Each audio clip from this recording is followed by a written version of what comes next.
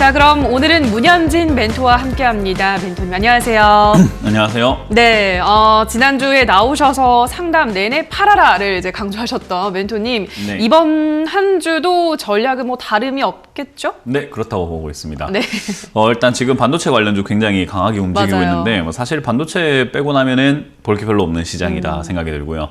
그리고 이제 급등하고 있는 종목들을 보면 좀 우리가 어떤 종목들이 가장 힘 있나, 어떤 종목들이 또 주도주가 생길 것인가를 알아볼 수 있는데 요즘에 정치 테마주 네. 관련주 빼고는 또 이렇다 할 만한 게 없어요. 그리고 뭐 바이오 관련주라든지 코로나 뭐 관련주들 그런 것들이 좀 급등 나오고 있는데 사실 지금 시장은 이제 선물과 현물 시장에서의 외국인 수급 때문에 생기는 약간의 변동이라고 생각하시면 좋을 것 같아요. 그러니까 이번 주 목요일이죠. 옵션 동시 만기일이 있는데 선물 옵션 동시 만기일을 앞두고 약간의 시세 차익을 노리려고 하는 그런 움직임들이 굉장히 보여진다라는 거예요.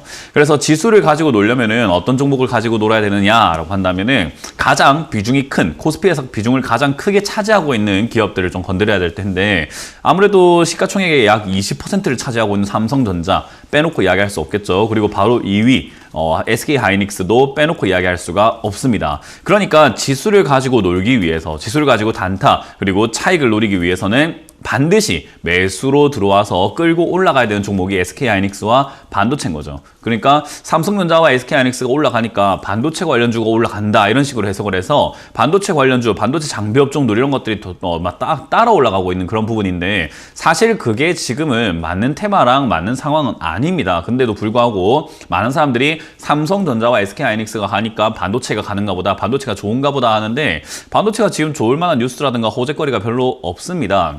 그런 상황에서 뭐 디램 가격이 떨어질 수도 있다. 그러니까 또는 떨어지는 것을 방어할 수도 있다. 그런 식으로 이제 예측을 하고 그냥 끼워 맞추기를 한번 해놓고 있는 거 부분인 것 같고요. 사실은 지수가 지금은 뭐 올라갈 이유도 별로 없는 거고 내려갈 이유만 정말 가득한 상황에서 나오고 있는 지금 이 상황은 기술적 반등이라고 봐야 될 것 같아요. 그 기술적 반등에서 주요 섹터로서 삼성전자와 SK하이닉스를 끌어올리다 보니 반도체 섹터가 빛나 보이는 것뿐인 거고요. 그러니까 저는 다르게 이야기한다면 이제 착시 효과라고 설명해드리고 싶어요. 이건 착시 때문에 올라오는 거고 우리가 올라온다고 해가지고 여기서 뭐 신규 매수, 뭐 우리가 또 기술적으로 추가 매수를 해야 된다. 뭐 그런 관점은 전혀 아니다라고 말씀드려보고 싶네요. 어떤 분들은 이렇게 막 장이 좋은데 뭐 종목을 사가지고 수익을 내야 되지 않습니까? 라고 이야기를 하고 있습니다. 이게 뭐 좋은지는 잘 모르겠습니다. 여러분들이 들고 있는 종목들이 있을 거고요. 그리고 현금이 있을 거예요. 근데 들고 있는 종목들이 이미 지금 뭐 30%, 40%뭐 이렇게 손실 중이라고 한다면요. 지극히 자연스러운 현상인 겁니다. 근데 그런 것들을 우리가 어떻게 손을 써가지고 잘 해결할까를 생각해야 되는데 자꾸 새로운 종목을 사놓으면 뭔가 이득이 생기고 새로운 일을 벌리게 되면은 거기서 손실이 줄어들지 않을까 싶어서 지금 4일 동안 양봉 좀 올라온다고 해서 매수하시는 분들 굉장히 많을 거고요. 지난주에 매수하지 않아가지고 오늘 지금 또 올라오는 걸 보니까 사야 되는가 봐. 지금 당장에 내가 매수에 들어가야 되겠어 라고 생각하시면서 뒤늦게 또 오늘 막 사시는 분들이 있을지도 모르겠습니다. 근데 이거는 현금의 중요성을 잘 모르기 때문이고요. 지금 물려있는 종목만 잘 해결하더라도 큰 수익을 챙길 수 있다는 것을 여러분들이 이해를 하지 못하기 때문에 일어나는 일이라고 생각을 해요. 특히나 여러분들이 들고 있는 물려있는 종목들 중에서 실적이 좋다든지 영업이익이 괜찮은데 주가만 떨어져 있다면요. 그런 거는 추가 매수를 나중에 했을 때 엄청난 수익으로 돌아올 수밖에 없다는 것을 여러분들이 명심하셨으면 좋겠는데요. 그런 부분들을 너무나 조금 섣불리 지금 현금을 투입하고 계시는 건 아닌지 싶어요. 아직까지 지금 이제 오미크론 변이뿐만 아니라 뭐 코로나 이야기가 정말 많이 나오고 있지만 코로나 이야기 때문에 지금 증시가 무너질 가능성보다는 역시나 통화 정책인 거죠. 테이퍼링을 가속화시킬 수 있다. 그리고 금리 인상할 수 있다라는 이야기들과 지금 뭐 중국에서 헝다그룹이 부도가 나네 마네 하고 있지만 사실 우리 증시에 큰 영향을 주지 않죠. 왜 그러냐면은 헝다가 처음 터졌을 때도 말씀드렸지만 hunda의 문제가 아니라 헝다와 같은 기업들이 지금 전 세계에 곳곳에 퍼져 있다는 게 문제라는 거죠. 문제가 뭐냐면 부채가 많은 기업 또는 부채가 터질 리스크가 있는 기업들이 지금은 한국뿐만 아니라 미국 뭐 여러 국가에 지금 있다는 거예요. 그런 국가들이 잠재적인 폭탄으로 이렇게 안고 있는 상황에서 금리가 올라가기 시작을 하고 뭔가 부채가 좀 타격을 받을 수 있는 리스크가 터질 수 있는 그런 상황이 조건만 만들어진다면 언제든지 제2의 헝다, 제3의 헝다가 나올 수 있다는 거죠. 그런 것들이 지금 증시에는 계속 부담감으로 작용하고 있는 거고 전에 말씀드렸지만 유동성으로 지금 증시를 이만큼 끌어올렸다고 한다면 결국 이게 이제 더 이상 떨어지지 않을 정도로 실적이 받쳐주거나 경기가 살아나는 모습이 나와야 되는데 살아나는 모습이 나오질 않고 있습니다. 미국도 지금 최악의 고용 사태가 일어났다라고 할 정도로 상황이 좋아지고 있는 건 사실 별로 없어요. 그래서 결국 이 유동성이 거품이 빠져내려가는 것이 당연하다라고 보시면 되고요. 그것은 당장 내일부터 뭐 폭락이 나와가지고 수직 하락을 한다는 뜻이 아니겠죠. 장기적으로 추세 하락이라는 거예요. 그래서 제가 전에 한번 말씀을 드렸는데 저는 2, 3년간 하락을 할 것이다. 그러니까 장기 침체 국면으로 들어간다는 거죠. 그래서 장기로 하락을 하면서 이렇게 우하향을 할 것이다 라고 보고 있어요. 자, 그럼 하락하는 사이에서는 돈을 못 버는 것일까? 그게 아니라는 거예요. 뭐냐면 하락할 때도 그냥 일직선으로 떨어지지 않습니다. 상승할 때도 일직선으로 올라가는 게 아니라고 말씀드렸죠. 하락할 때도 똑같아요. 그래서 떨어지면은 매수를 하고 올라가면은 매도를 하면서 그 파도를 잘 타야 되는데 그 타이밍을 여러분들이 제대로 타지 못하고 약간 어설프게 하게 된다면 우리 널뛰기 같은 거 옛날에 기억나세요? 우리 전통놀이 널뛰기에서도 타이밍을 맞춰서 뛰어줘야지 점프가 되면서 뭔가 탄력이 붙는 건데 그냥 막 뛴다고 되는 게 아닌 거잖아요. 그런 것처럼 지금 증시는 여러분들이 타이밍을 정말 잘 맞춰야 되는데도 불구하고 지금 막 매수에 들어갔다. 저는 지금 타이밍 다 놓치고 있다라고 생각을 하거든요. 그래서 여러분들이 지금 해야 되는 것은 오히려 지금 현금화를 좀 시켜놓고 방향을 이번 목요일이 선물옵션 동시 만기일이니까 그 이후에 방향이 좀 어디로 정해지는지를 보자. 그리고 만약에 여기서 버틴다고 하더라도 기껏해야 횡보입니다. 횡보한다는 뜻은요. 대형주는 조금 올라갈지는 모르겠습니다만은 여러분들 들고 있는 중소형주들은 안 올라갈 가능성이 높아요. 추가 매수를 안 하는 게 유리하다는 거죠. 그래서 그런 부분들 참고하셔가지고 저는 2,500포인트 이하로 내려왔을 때가 저의 찬스가 될 것이다 라고 생각하니까요. 2,500 또는 2,400 이하에서 한번 기회를 노려보자라는 전략을 드려보도록 하겠습니다. 네, 여전히 시장 아직까지 불안하다라는 의견 전달을 해드렸습니다. 코스피가 2,500포인트 아래로 내려온다면 그때는 절호의 기회다라고 말씀을 드렸기 때문에 이번 주 목요일 동시 만기일까지는 시장의 흐름을 조금 더 지켜보시는 것이 좋을 것 같습니다. 첫 번째 댓글은 블랙서클님께서 올려주셨습니다. 아모레퍼시픽 19만 8천 원에 15% 추가 매수 시점 알고 싶습니다 라고 하셨는데요. 요즘 화장품주들이 다시 좀 저점에서 올라와주고 있는 흐름이긴 한데 지금 추가 매수를 하는 거 어떻게 보세요? 시점 안 되죠. 안 돼요? 예. 지금 많은 분들이 아직까지도 이제 잘 모르시는 것 같아요. 뭐 제가 이제 뭐 계속 반복하고 있지만 추가 매수는 종목 보고 하는 게 아니다. 지금 시기와 같은 이런 시기에서는 종목 보고 추가 매수하는 것만큼 엉터리가 없다라고 보시면 돼요. 그러니까 추가 매수는 지금 시장을 봐야 돼요. 근데 시장이 지금 방향이 없어요. 그쵸. 어딘지를 모르겠어요. 맞아요. 그러니까 위쪽으로 가려고 하는 건지 지지를 받으려고 하는 건지 아니면 2,900을 한번 깼다 내려왔는데 한 번 깨고 또 다시 내려가려고 하는 건지 그러니까 되게 어설픈 자리라는 거죠. 네. 이런 자리에서 우리가 종목을 보니까 어머 바닥 잡는 것 같아. 이러고 있는 거거든요. 그게 아니라 지금은 시장을 자꾸 봐야 돼요. 왜냐하면 시장 무너지면 얘 또 떨어져요. 그러면은 얘가 지금 좀 반등 나오는 것 같다 싶어가지고 추가 매수를 하게 되면은 어디까지 빠질지 모르는 시장에 또 놀아나는 것밖에 안 되는 거거든요.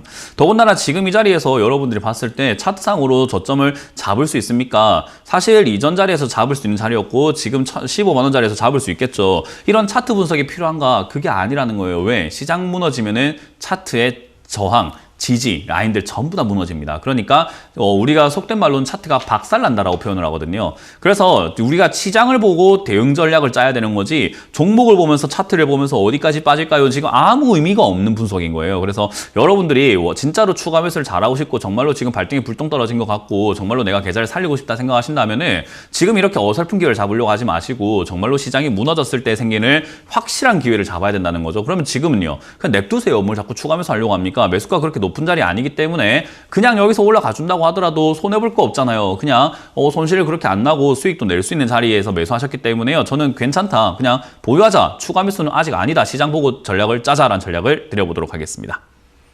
네, 자 그럼 다음 댓글을 보도록 할게요. 이번에는 성공할 거야 님께서 올려주셨습니다. 휴마시스 19,600원에 20% 진단키트주 좋다고 하셨는데 진단 부탁합니다. 익절이 가능할지요? 라고 하셨는데요. 뭐 이제 휴마시스도 한번 올라올 때마다 빵빵 올라오는 종목이라서 이것도 익절이 가능할까요?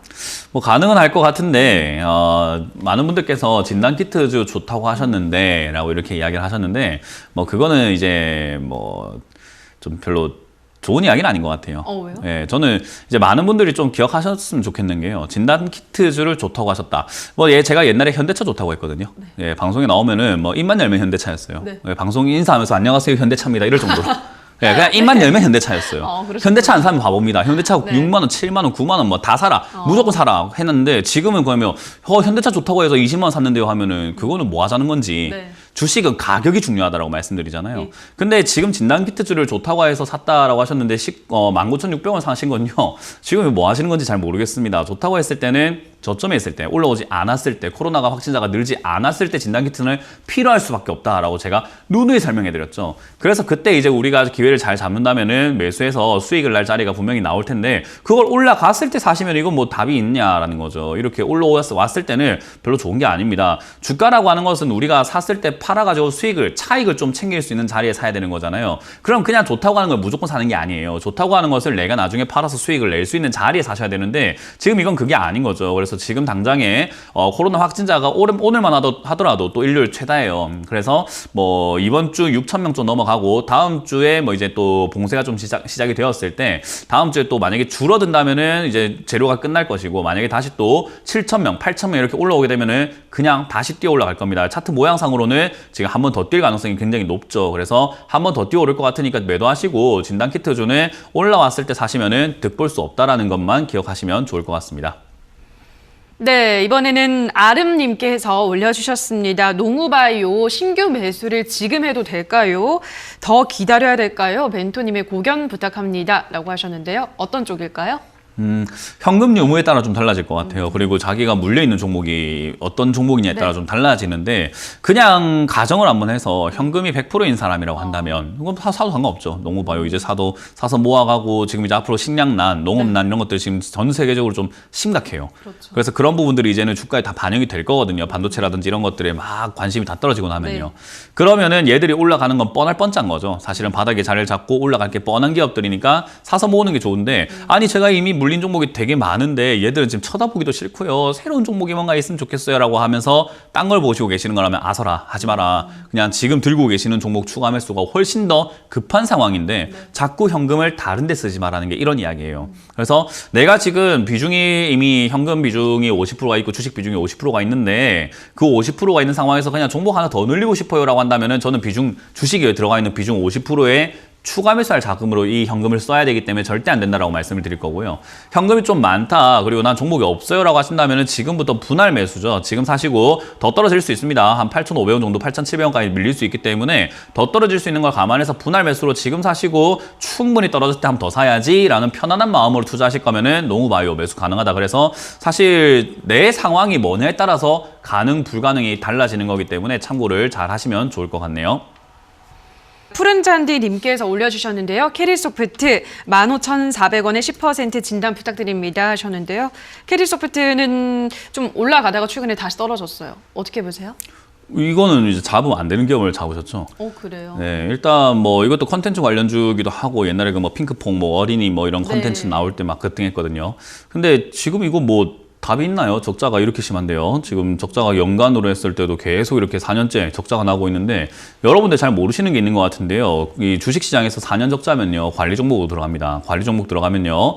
주식이 그냥 폭락을 해버려요. 그러니까 바닥을 벌벌 기어댕긴다라고 보시면 돼요. 그러니까 이거는 지금 계속해서 내년 2월이 지금 감사보고서가 제대로 나올지 안 나올지도 모르는 상황인 거고 그 상황에서 주가가 떨어질 가능성이 굉장히 높아져 있기 때문에 저는 좋은 이야기 해드리기가 힘들 것 같아요.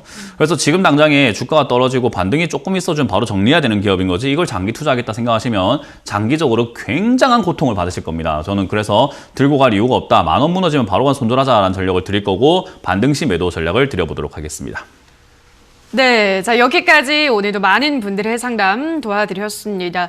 우리 좀 시청자분들, 투자자분들이 마음 편히 좀 투자할 수 있는 그러한 주식은 우리 세미나에서 알려주시나요, 멘토님? 아니요, 전 그런 거 힌트 잘 안 드리긴 하는데요. 그럼 뭐 알려주세요?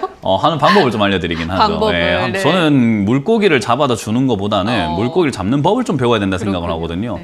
근데 많은 분들이 맨날 종목 내놔라, 뭐 어디 뭐 업종 내놔라 하거든요. 그 저 말고도 사실 뭐 여의도든 어디든 뭐 인터넷만 찾아봐도 굉장히 많이 추천 나오고 있을 겁니다. 뭐 저까지 해야 됩니까? 저는 안 할 겁니다. 그냥 여러분도 오셔가지고 좀 배우세요. 저 알려드릴 테니까. 그러니까 오셔서 좀 이렇게 많이 배우신 다음에 좀 편안하게 주식을 하고 우리가 좀 행복하게 삽시다라는 전략을 드릴 수밖에 없을 것 같습니다.